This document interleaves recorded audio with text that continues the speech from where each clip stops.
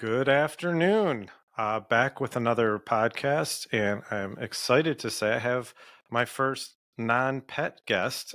This is Matt Bijan. Matt is our VP of HR and all things whatever else Matt can get his hands on, which I love about him.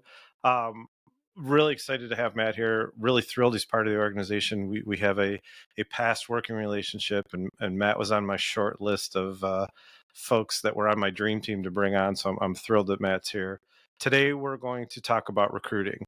Recruiting in terms of our process and kind of what we look for and some things that are maybe unique to prophecy, but also things I think that may help others in terms of the ways to go about this, the ways to do it right, what you need to think about, and some things that I think could really help you to try to find the ideal fit for your organization. So with that, I'm going to kick it over to Matt and start talking about what do we do procedurally to kind of start the process.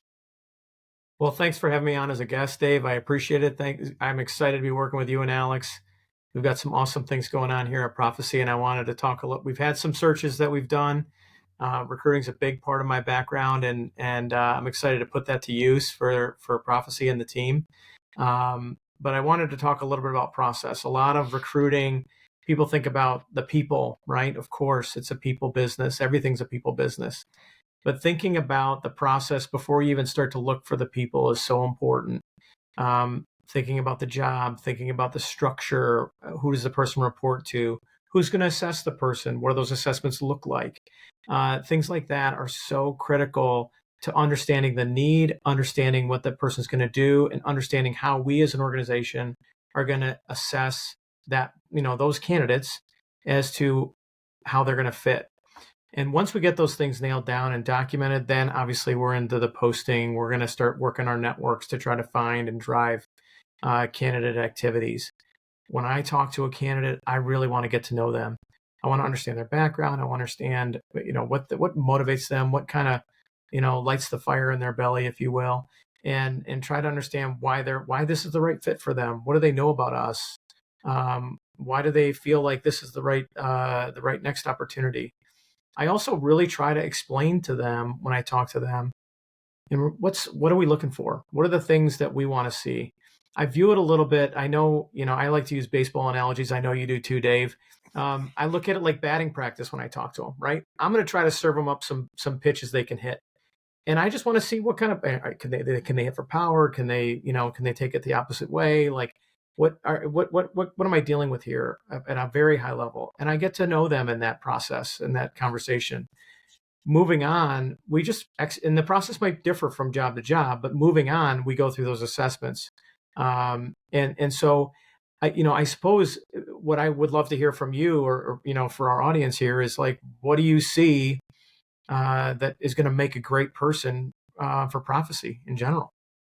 Yeah, we definitely have some unique things that we look for. First and foremost, we're really looking for people who are persistent, resilient, even, kind of have a little bit of a chip on their shoulder.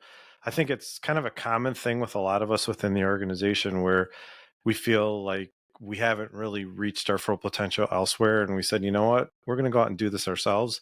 And that's really something that I think a lot of folks in the company have. And we like that. We like people that want to have an opportunity to kind of show what they're capable of and are really looking for that.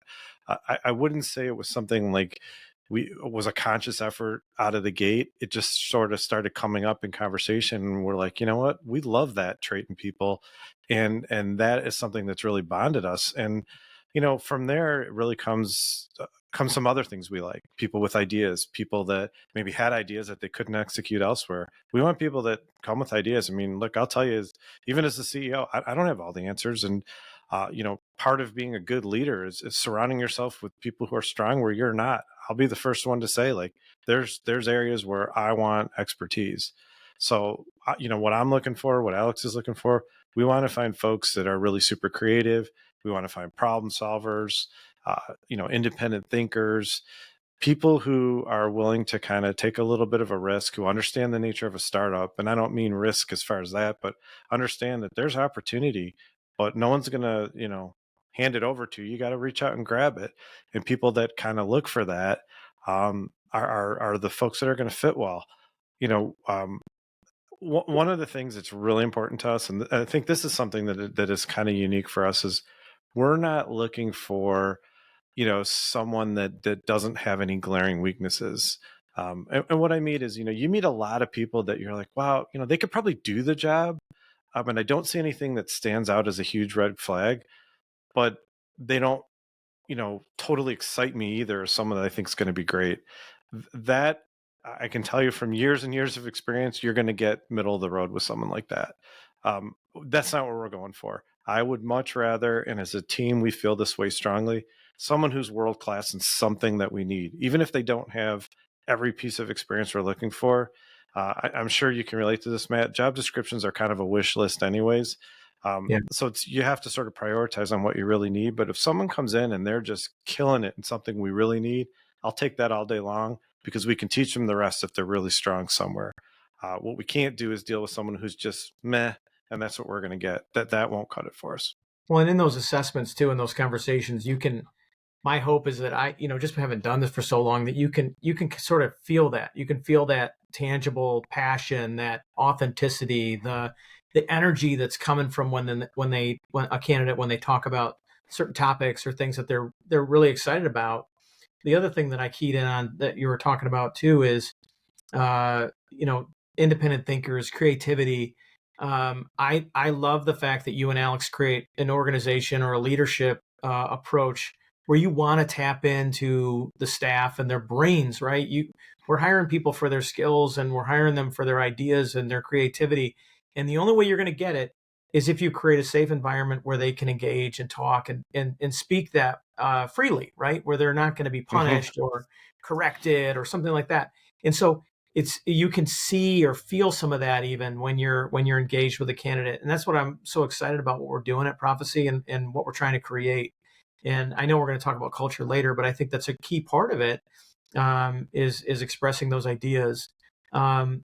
The thing that I was thinking about from a next step perspective is like assessing those things. Like, how do you get to that, right? And some of the things that I love that we've done is, in my experience, the best way to tell a candidate and their skills is to sort of put a snapshot of the job, right? See how they do, case study, make them do the job, or at least get an insight, like a little window into how they would operate in the job.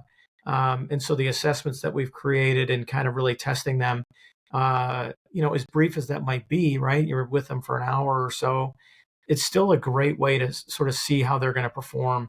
I think our process is maybe would be perceived as long, but in the end, if you get it right and the candidate's willing to go through that journey with you, I think we're going to be better off too.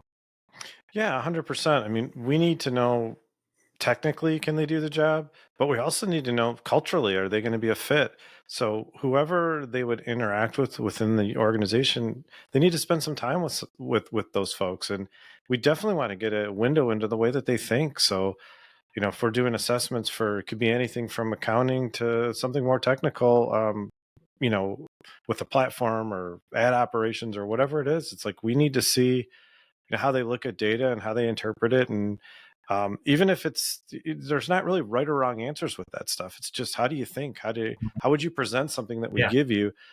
We can mold that into whatever. I mean, our method's different. So most times we're breaking people down and building them back up in our method anyway. So it's more, are they a piece of clay that we can shape the way we want anyways? Do they have the right thought process? It's not about if it's right or wrong.